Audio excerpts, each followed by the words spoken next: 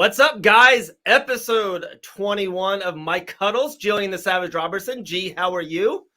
I'm doing great. I feel like it's been a while since I've seen you. I'm like, I was like, episode 20 seems like it was a while ago. I think it was 2 weeks ago. I think we skipped last week. I had Icon FC in Savannah, Georgia. So I was doing some traveling. Have you been to Savannah lately? No, I've actually never been there. Dude, it's top notch. It really is. I'm a big Charleston, South Carolina guy. So like Savannah, Georgia is like an hour and a half from there. And it's really like that. It's very great food, very like party-ish, but very like you can walk and bike to everything. They had like a really cool downtown and the venue was incredible. The fights were awesome. It was good. It was a good time for sure. Yes, I saw you doing big things out there with Masvidal. You know. It was cool. Like, sometimes you don't know, like, whatever, like, how much people know or remember stuff like that. But like we do, I went at these events, like, we go out to dinner or even before the event, it was me, Masvidal, like his kind of management team and one other guy. And we were just like walking the downtown streets of, Savannah, Georgia. And it was kind of cool just to be around and like people would notice Jorge. They would go crazy. We were like walking bar to bar to bar. Like they were offering him free shots. So maybe I had a couple Jägermeister shots before the show, but we don't drink and tell, Nobody was asking for your autograph? No. No one was asking for me, That's a shock. I appreciate it. But it was cool. Yeah. And, fights were great. He was really happy with the show. The main event was awesome. So, yeah, good stuff. Michelle Monteague, female from American Top Team who was in the PFL. She's just trying to stay busy. So it was really cool. They had a cool relationship that the PFL is like, yeah, we just want to keep her busy. She's a stud. So she got a fight down there in Savannah, and now she's 2-0. So, yeah, it was a good night. Good card. Yeah, that's awesome to hear. But nothing like this weekend. UFC 280 is crazy. God, this is so good. There's so many underrated fights. There's so many fights for I feel people that are more in it. Like with Gamrot and Benny and Bilal and Sean Brady. Like that fight, Sean Brady, his name is not even getting thrown up. The guy's 15-0. Like he just won a really big co-main event with against Chiesa maybe like 8-10 months ago. Like his name is just nowhere to be said. So kind of before we get into, of course, O'Malley's and the championship and Oliveira, and I got a fun one with Volkanovski now. What kind of other fights on the card or fighter on the card underneath or even, on the main card that's like, Dave, like this is going to be a great fight? The two ones that I say that I'm probably looking forward to the most. We're good. You're good. There we go. I was going to say the two that I'm looking forward to the most right now is probably the Beneil Dariush and Gamrot fight. I don't think there's any like style of fighter that I like more. I feel like they're both very similar in just extreme scrambles. They're constantly moving, great jiu-jitsu, great wrestling, and they're both very exciting to watch. So they're definitely two of my top fighters to watch, and to see them go against each other, I am extremely excited. The other fight that I'm looking forward to is Caitlin Chukagian versus Firat. Yeah. Because I'm like, Firat's she's a gangster from what I've seen. I'm like, her couple fights in the UFC, she's really went out there and just shown up. And I think Caitlin, she's a smart fighter. She usually plays on the outside a lot and she's got a winning fight. She doesn't really necessarily make it a dog fight, make it a scrap, but Mannon's going to bring that fight to her and is going to bring that scrap to her. So it's going to be exciting to see how that plays out. 100%. Literally, I just got done. I've been previewing UFC 280 all week, and just one of my lines, I'll say it again, it's kind of good. 3 things in life: there's death, there's taxes, and there's Caitlin Chukagian winning a unanimous decision. She just knows how to win fights. Like if she doesn't fight the top girl, like she's like 7 out of her last 9, and she always wins by UD. I think this is what she does this fight as well.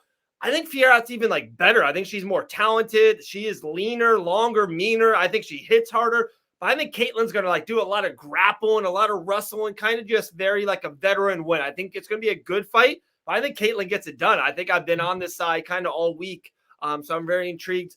Back to your Gamrot and Benny. I'm looking so forward to that fight. Which are you leaning a certain way on it, or are you just kind of I just want to watch and see it.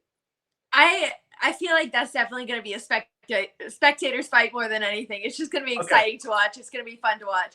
But I think I'd probably be leaning a little bit towards Gamrot. I don't know. I just feel like he has a little bit more of an edge, but I wouldn't count out Darush at all. Like they're both, like I said, stylistically they're very similar. Yep, so it's exciting to see those kinds of matchups. How about Bilal Muhammad and Sean Brady? I guess this is kind of, I haven't watched too much of Sean. Like you said, I guess he is underrated. He is 15-0. 15-0. Like the only time I've really watched him compete is we were on the same card together. We grappled on a card together, and he competed against Craig Jones.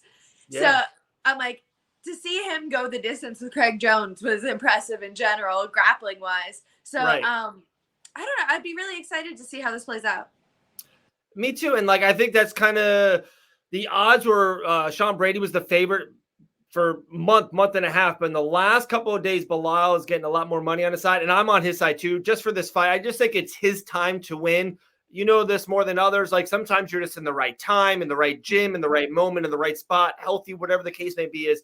And I think Bilal, has been in main events. He's fought Leon Edwards. He's over there. He's training with Khabib Nurmagomedov. Seems like this is his time to kind of win this big fight and then maybe get a title shot or something humongous. If it is a Masvidal or someone really high in the rankings in the welterweight division. And Sean, like he's 15-0 and he fought Chiesa and that was like 10 months ago, but like he hasn't, in the UFC's hard. Like it's hard winning a lot of fights at this level. I just think it's time for him to kind of take that L and learn a lesson. I think Bilal's going to get it done. I really don't. I don't think he will stop him. I just think he's going to kind of same thing, maybe like a Gamrot, really wrestle him, really grapple him, control the opponent for most of the 15 minutes. That's my 2 cents.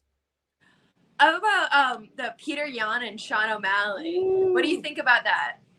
So the fight was announced, and I think maybe like most people were like, dude, Yan's a gangster. His striking's unreal. It's a 3-round fight. He can kick. Sean O'Malley's he's not great at stopping kicks, as Chito Vera. But the closer and closer and closer it got, and the underdog price of Sean O'Malley, and with Dana White saying, hey, like the winner fights for the title, I think Sean O'Malley's going to get it done. I just think it's a big moment. It's a big pay-per-view. I don't know why. I can't put my finger on it. I just think Sugar Sean, with how long and his striking accuracy, I think Yan is very tight, boxing type. I think O'Malley's going to keep him on the outside. I wouldn't be shocked if he kind of catches him in a wild shot and kind of does a TKO, a highlight, literally like a Conor to Jose. But regardless, I do think O'Malley gets the win. I was just about to say, I think it was Dana who made the point where he was like, this is Sean's Conor Aldo moment. Right. Where, this is the moment where it's like, if he does shine, he absolutely shoots up to, he is the star of the UFC at this moment. Yeah. But it's like, this really is a proving point too, because I feel like he hasn't really necessarily proved himself in his fights yet. Pedro was a tough opponent, and then there was the whole eye poke thing. Yeah. But so it's like, you haven't really, and then Chito was a tough opponent, and then Sean hurt his leg. So it's like, I feel like anytime he's had these tough opponents, some random fluke has happened that's disproven how good he is or how good he isn't. So I'm like, hopefully everything comes together this time and you're able to see if Sean O'Malley can really stand up to the test. I agree. And you just said something that was just very cool and catching. And I guess we'll just take it there because this is what it is.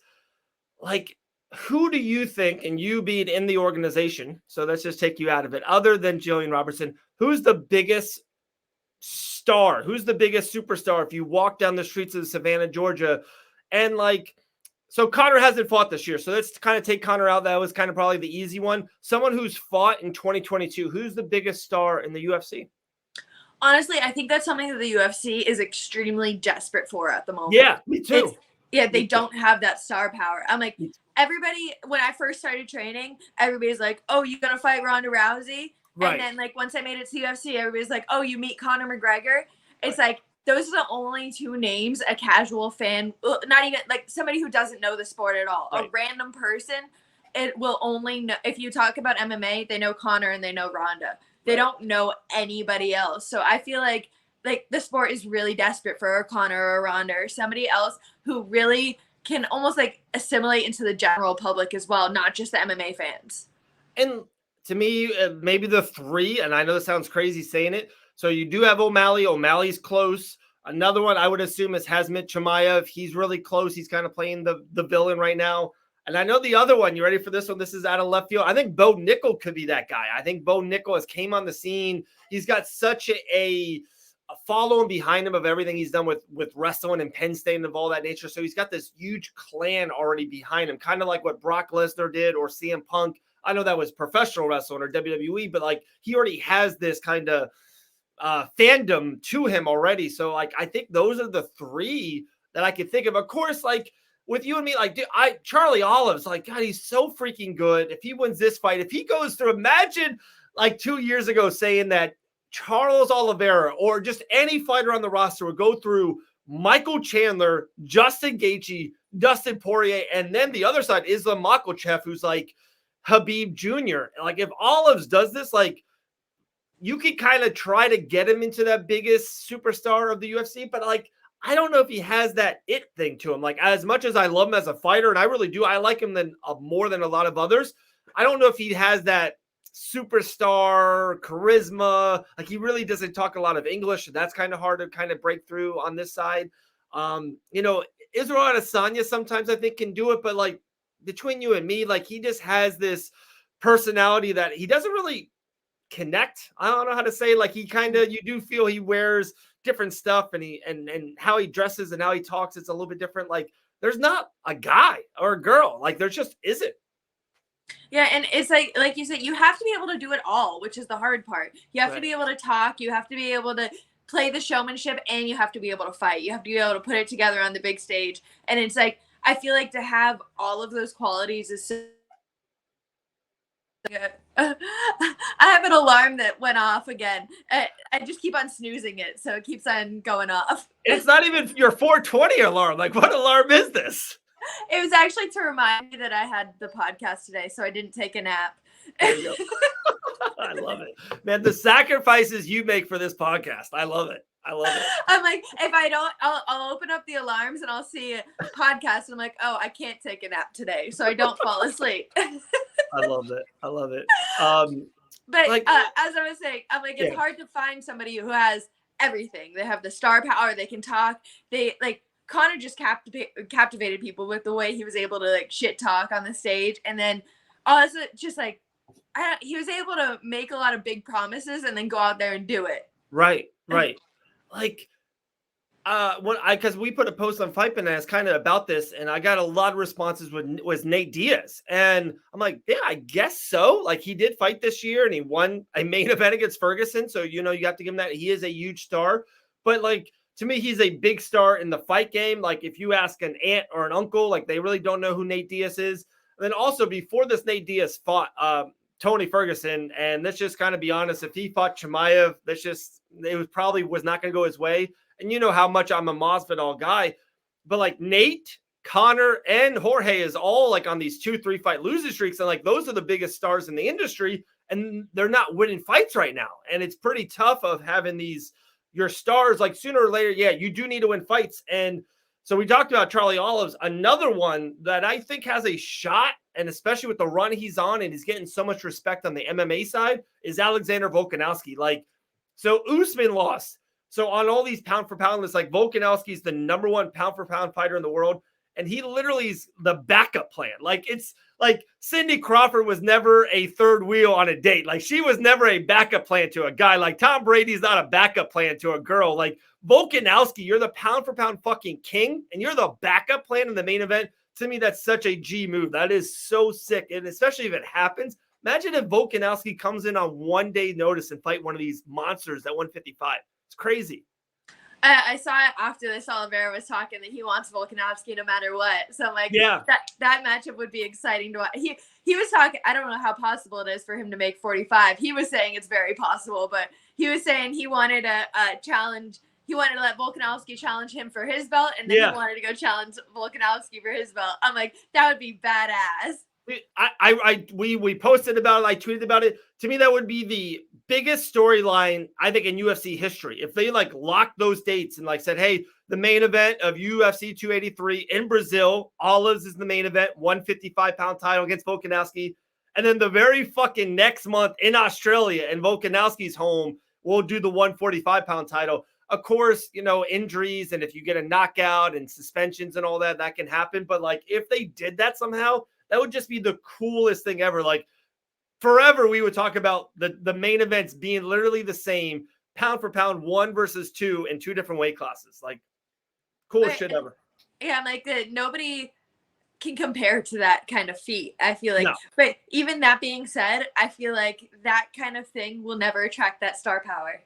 I'm like, I feel like so much of it is, like you said, like your aunt, your uncle wouldn't know, because your aunt and your uncle really don't give a fuck how many records he's breaking or anything like that. They care if he has a good personality, if he can talk on a mic, if he sounds good. And it's like, I feel like that's, it's something where it's like, Connor's legit, like in real life, almost like a movie star. Like, people treat him like a movie star if people see him around. Like, he's just, it's not like he's an MMA fighter. I'm like, literally the best MMA fighters in the world can walk around and only a couple people recognize them maybe. But Connor is just a superstar.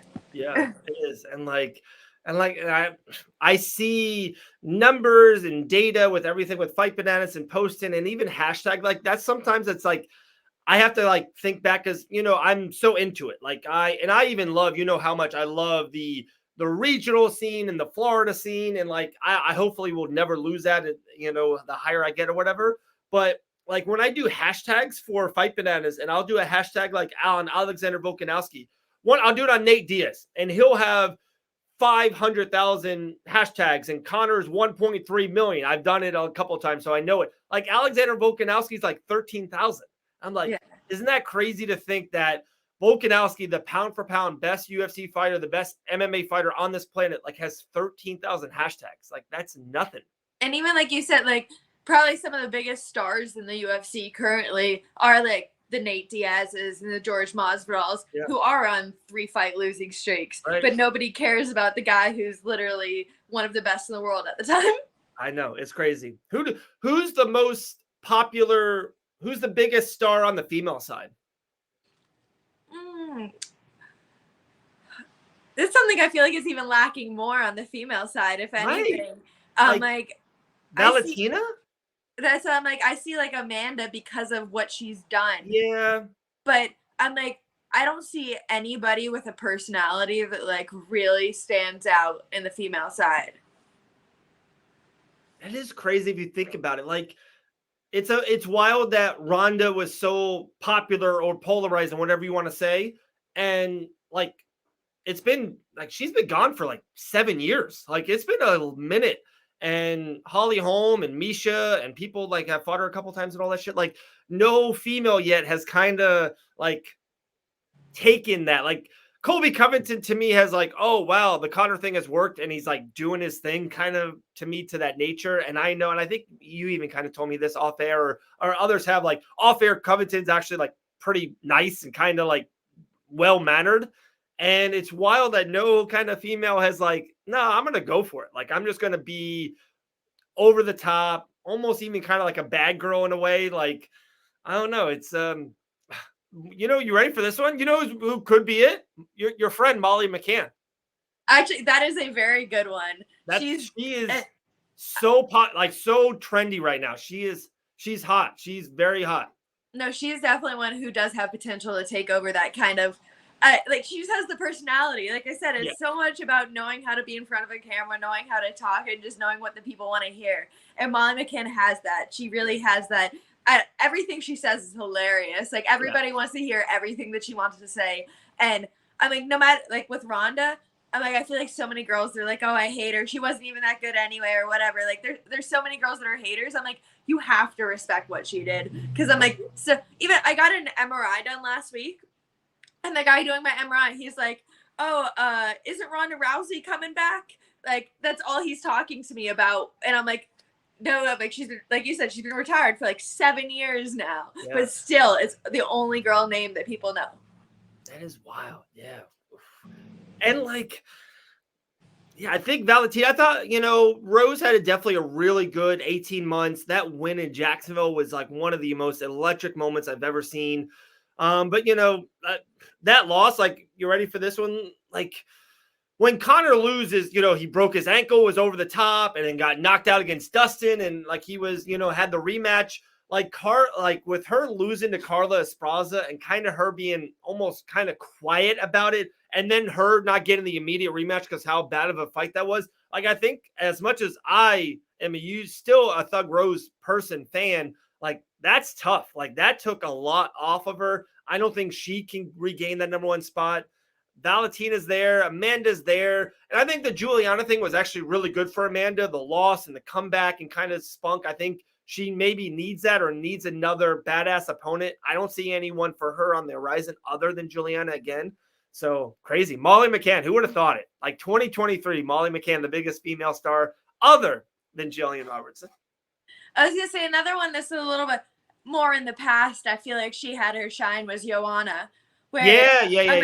She had a lot of badass personality, and like she fought Jessica Penne. She fought. I'm gonna be snoozing this every 5 minutes. And like I'd have to. We'll be done before the other one. We'll be done before the third.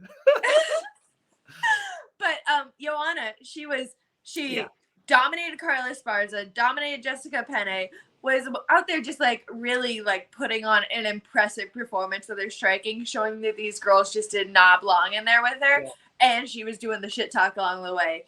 It was like once she had her downfall, though, I feel like it was just I don't know. I guess with Ronda it was the same. Her downfall was hard too. I'm like they lost like 1-2, and then that was really it. Like you didn't really hear or see much from them too much.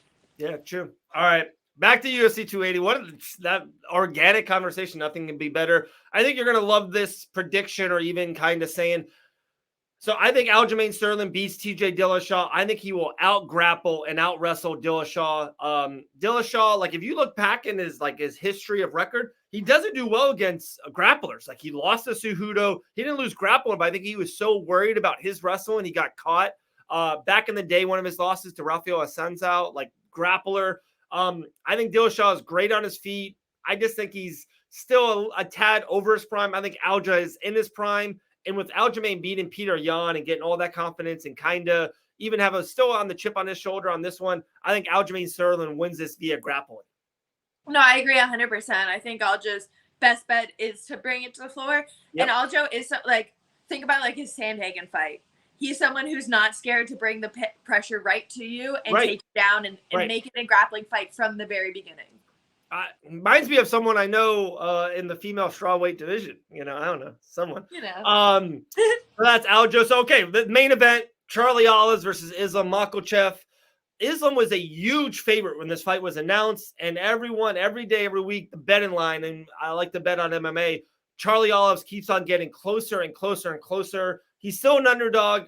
I'm leaning towards Charlie Olives. Like I said, I've seen him go through fire and lose and come back, and he is a completely different guy. We posted a video earlier today, him at the mall telling everyone, like they're booing the shit out of Oliveira, and he's like taking it in. Like you can see sometimes in people's face and eyes if it's like shaking like the opponent, or they're like taking in like, okay, yeah, like let's fucking go. Like let's go. And he has that in him right now. I know Makhachev's a monster. I know he's a stud. I just haven't seen him win on this level. His best wins are Bobby Green on 3 days notice. Thiago Moises, who I like a lot down there at ATT. That's his win. Drew Dober, good fighters, but they're not Oliveira, Chandler, Gaethje, and Poirier. I like Oliveira in the main event. I honestly I see it going one of two ways, and this is just based off of like styles almost. Because Islam being the wrestler, Oliveira having insane striking, insane grappling. I'm like, I feel like it's either Oliveira finishes or Makhachev controls. I'm like, okay. I think I can see Makhachev controlling him and winning a decision and just kind of grinding him out and using just like that typical Dagestani wrestling, just being heavy on top. But Oliveira, like, I was just watching a video yesterday of Oliveira. I think it was him and Kevin Lee. He went from like submission to submission to submission. He was like on the leg, attacked an omoplata, went to a triangle, went back to the legs. Like just constantly attacking. So I see Oliveira being able to finish it. I think either on the striking or on the ground, he's going to be able to find his finish.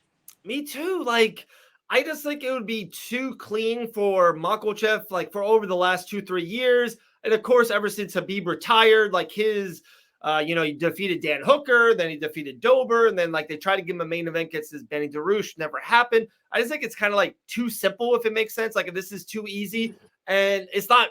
You can definitely contend. Like it's not easy. Like the UFC is not easy. It's not supposed to be clean. I don't know. I think it's a big time main event. That's another thing too. I know Makhachev has been a main event, but that was remember it was at the Apex and against Bobby Green on 3 days notice. There wasn't any buzz. Like this whole week, this fight card, maybe the biggest fight of the year is about Makhachev. Like he's the good guy or the hero over there. The posters on Makhachev. I think that's a lot of pressure. I don't think a lot of people know that feeling or can deal with that. I remember Robert Whittaker's first time when he fought Australia. 43,000. Izzy, he said like it wasn't him. Like it was his worst performance ever because he had to deal with waking up in the morning, media, at home, your family, friends. It's just a lot. And I think it's something different. And I think Oliveira feels like underappreciated, underdog, like all that Rocky bullshit. I think he's going to get the job done. I really do. I think via TKO or submission, I think he stops Makhachev. Yeah, like you said, it's completely different when it comes to the mentality of it all. So, and like Oliveira's been here how many times now, fighting for the belt, all these high pressure situations. It's been about him. Like he's used to this, where it's like you don't know how Makhachev's going to react to the kind of pressures that all this is bringing in, or like even the simple things of having to wake up on and do media when you're cutting weight, like just things fight week that you're not used to that might, I don't know, play a little part mentally when you step in there. Very cool. Very cool. Well, we did it. UFC 280, some star power stuff. I liked it.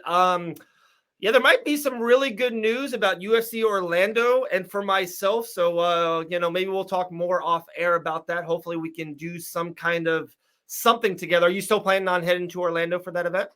I'm hoping they'll let me know the week of if I can get tickets. So. Oh, okay. Okay. But you would go if you can get media credential tickets? I might just go if I can get media credential tickets. All right. We'll see. Because I'm hoping the night before there might be something too that would be really cool. So crazy. I can't wait. That card is stacked. I think since the last time we talked, they did, I think the Tai Tuivasa in the co-main event. Phil Rowe and Nico Price has finally been announced. So there's some good fights on that card. I loved it. It felt like it was missing something, and then they added Wonder Boy and Holland, and they added Phil Rowe and Nico, and they added Tai Tuivasa. It's like, holy shit, this card's good. Like, it's good. It's still missing something, but, There's one female fight on the card. Is it 15 or 25, those girls? I believe it's 15. I want to say it's Angela Hill.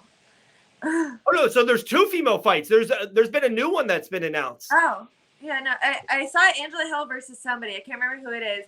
But I think there's another female fighter, or I guess you said there's another one. We're doing it live on the show. This is the show. This is the show. So we're going to the old topology.com. UFC Orlando. God, there's a lot of fights. So there's the Angie Hill versus Emily fight. We know that one, but then there's here we go. 115, there's Yasmin Urigo versus Israel Nunes. Oh, Estella Nunes? Yes, Estella. Yeah, Estella. She trains at ATT, so I used to train with Estella a lot. I'm like, badass Muay Thai girl. Okay. So there's two 115 fights on this card.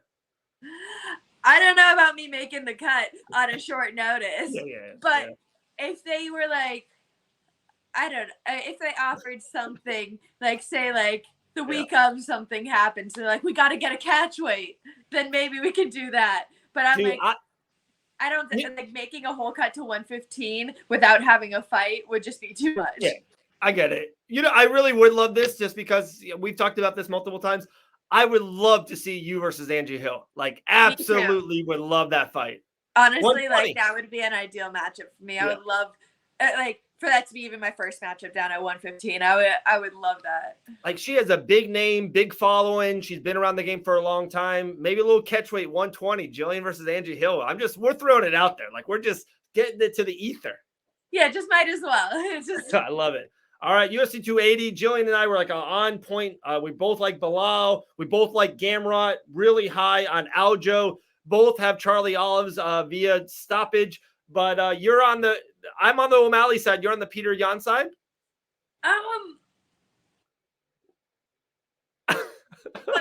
We were wrong. You got us one more time. Last one. Yeah, no, I don't know. Honestly, I feel like O'Malley has potential to win it, but yeah, I think I might be on O'Malley's side too there, honestly. Okay. So we see a lot the same way. Cannot wait. UFC 280 during the day this Saturday. G, always a pleasure. Episode 21 officially in the books. We'll talk to you next week. Sounds good. Later.